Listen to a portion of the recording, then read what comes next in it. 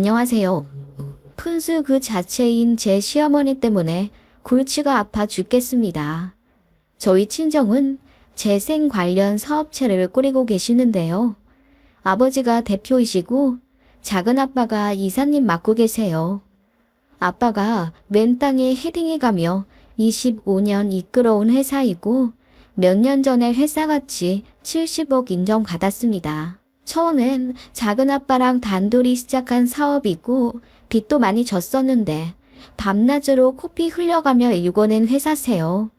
덕분에 저도 하고 싶은 악기 원 없이 하며 좋은 대학 들어왔고 아버지 덕분에 개인 교습소도 차려 먹고 살고 있습니다. 일찌감치 진로 찾아 예체능 계열로 들어온 저와는 다르게 제 친언니는 공부만 쭉 해온 모범생 타입이에요. 중견기업 입사해서 10년 넘게 일하고 있던 언니가 형부의 바람으로 결혼 1년 만에 이혼을 하게 되면서 회사도 관두고 동굴로 들어갔습니다.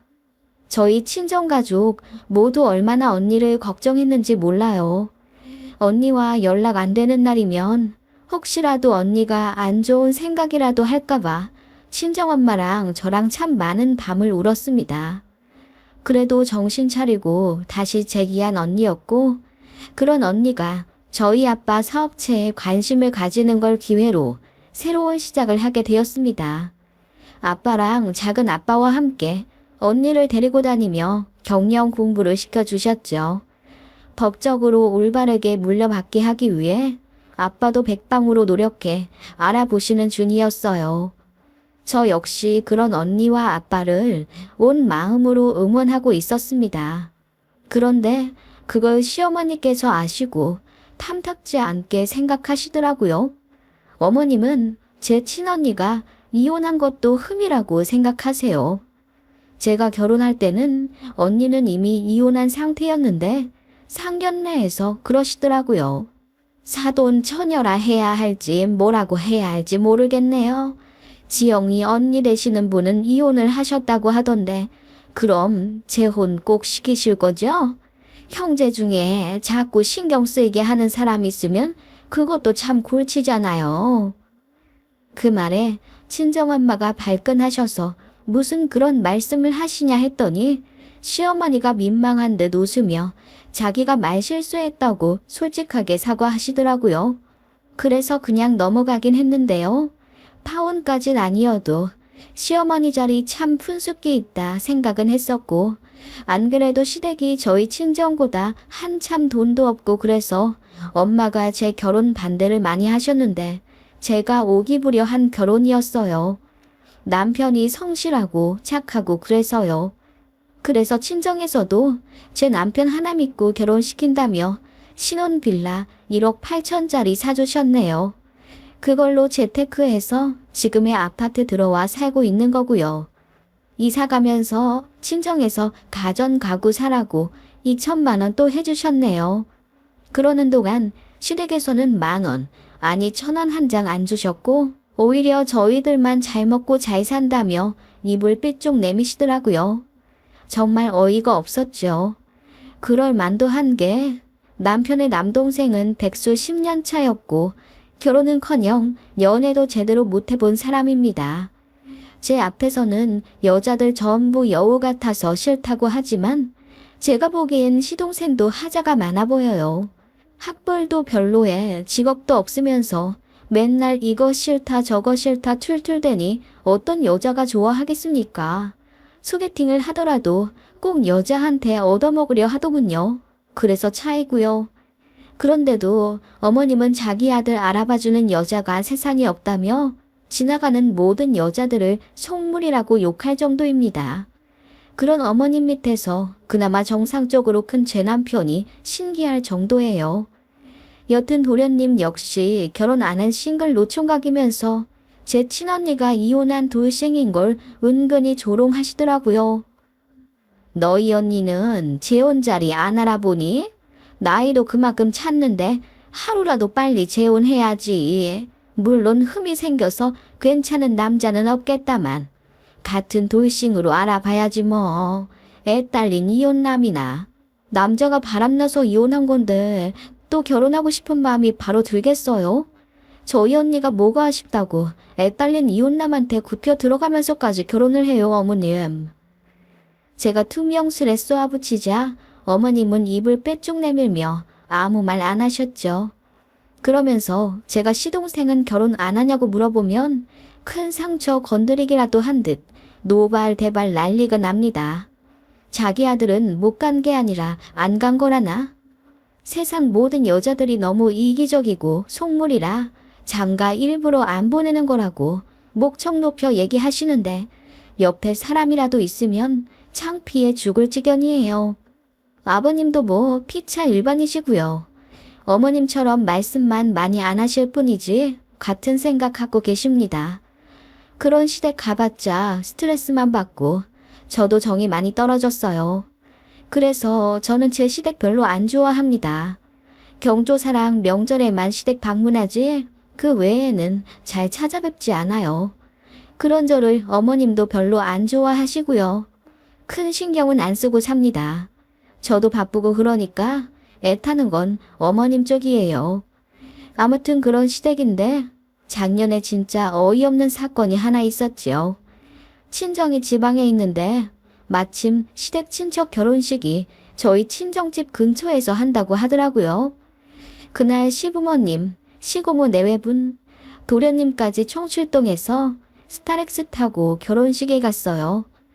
그런데 친정 부모님이 멀리까지 오셨으니 차라도 대접하시겠다 하셔서 시갑분들 다 모시고 제 친정집에 갔습니다.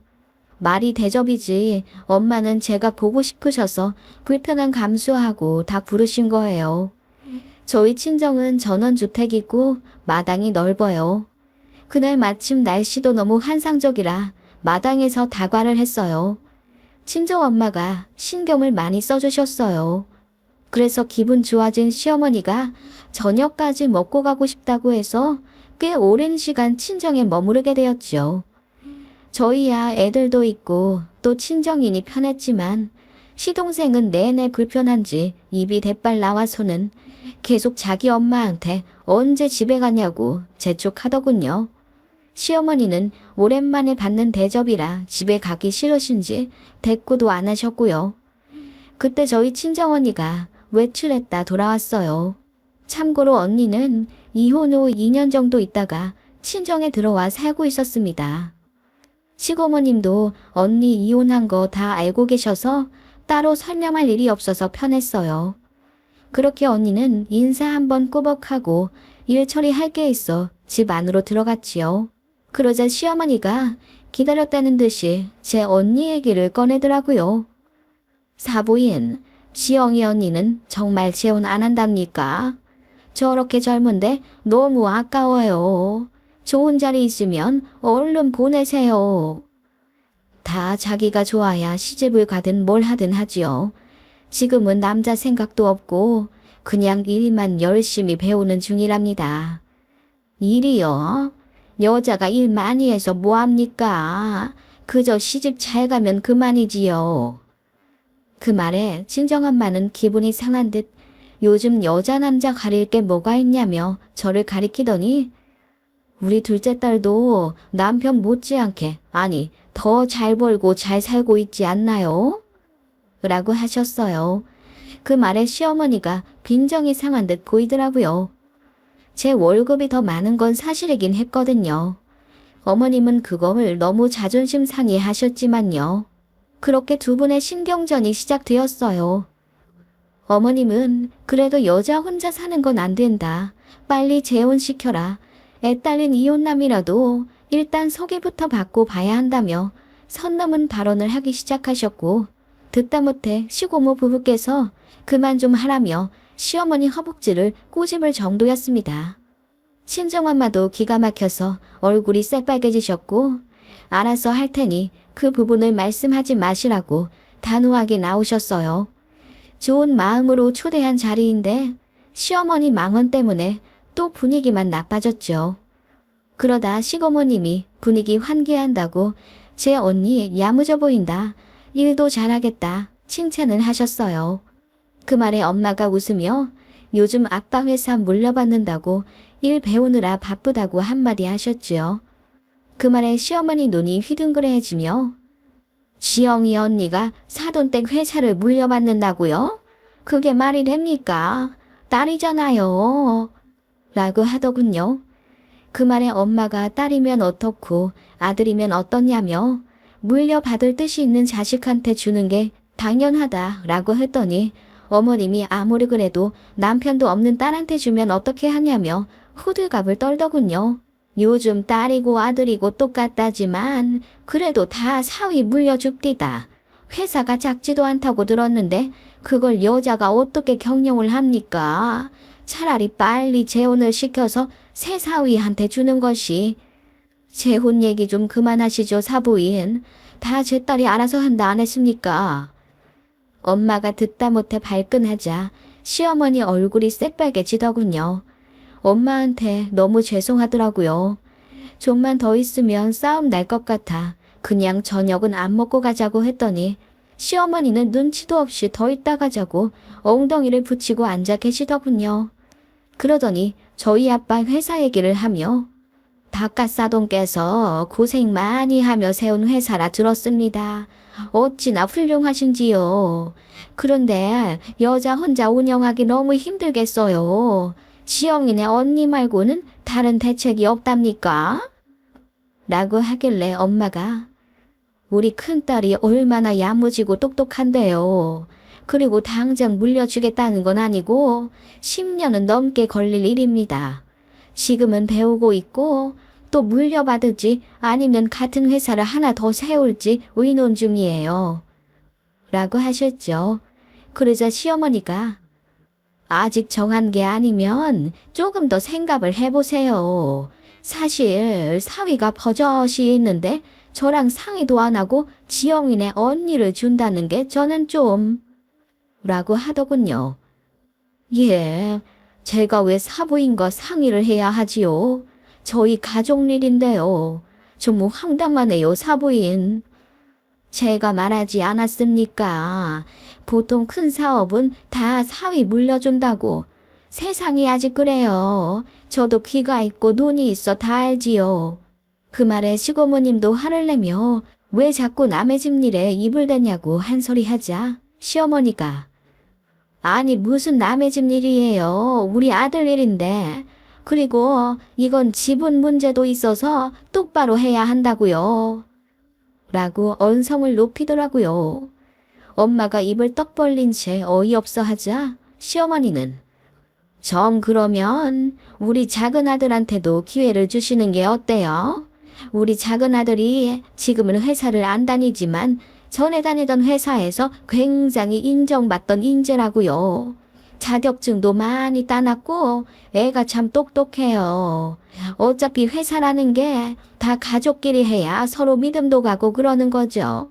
어차피 우리 큰아들도 장인 사업 나중에 물려받을지도 모르는데 작은 애가 먼저 들어가서 길도 닦아놓으면 좋죠. 라고 하더군요. 그 말에 모두가 눈이 동그래져서는 아무 말도 못했습니다. 제가 간신히 입을 때요. 네? 어머님 그게 무슨 말씀이세요? 우리 아빠 회사에 도련님을 넣자고요? 세상에 그런 회기망측한 일이 어딨어요?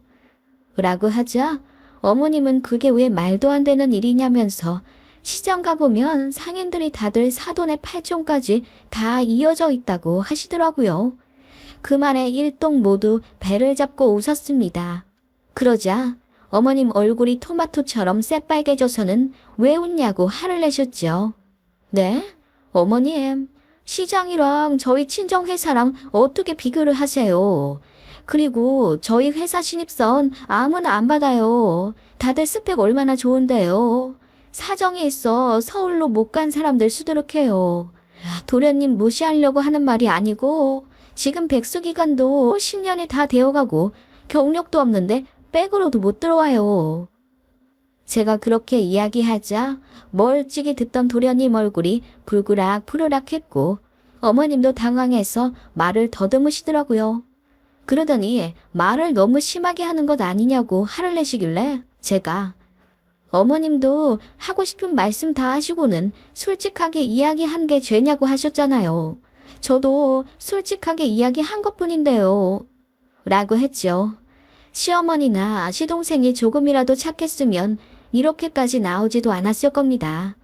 평소에 하던 짓이 있어서 그런지 더 꼭 주고 싶더라고요. 그리고 선을 넘어도 한참 넘지 않았나요? 무슨 우리 친정회사 경영권에까지 입을 대는지. 게다가 자격 한참 미달되는 시동생이랑 우리 언니랑 비교가 되나요? 언니가 회사 물려받는다는데 어머님이 뭔데 걱정을 하는 건지 이해가 안 갔어요. 아무튼 제가 한마디 하자 친정엄마는 그제야 속이 시원하다는 듯 찬물을 들이키시더군요. 시어머니는 내내 꽁에 있다가 이제 일어나야겠다며 자리를 정리하셨고요. 그렇게 집에 오는 내내 어머님과 도련님은 아무 말도 안 하셨습니다. 어머님은 찔끔 눈물까지 흘리시는 것 같았어요. 그냥 모른 채 했습니다. 도련님한테 조금 미안한 마음이 있긴 했지만 다 어머님이 자초한 일이니 어쩔 수가 없더라고요. 그렇게 어머님은 한동안 시댁도 오지 마라 하시고 제 전화도 안 받으셨습니다. 제가 굳이 사과드리며 어머님 기분을 풀어드리고 싶지 않았어요. 그동안 선을 넘어도 한참 넘었던 건 어머님이고 저는 참다 한마디 한 거잖아요. 그리고 몇 달 후에 일이 있어 시댁에 가게 되었는데 어머님이 저한테 말도 잘 안 거시더라고요.